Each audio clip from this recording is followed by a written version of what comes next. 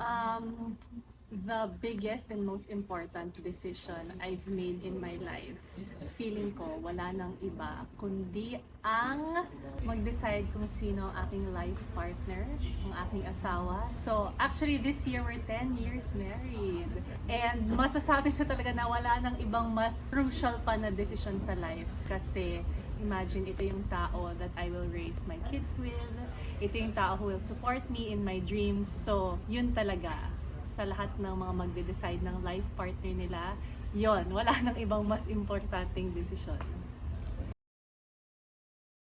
Oh, I'm so thankful to God na sinave niya ako dun sa mga dating akala ko is the one kasi totoo na kung sino yung pinili mong life partner, make or break sa buhay mo, and lalo na ako as a super driven career woman.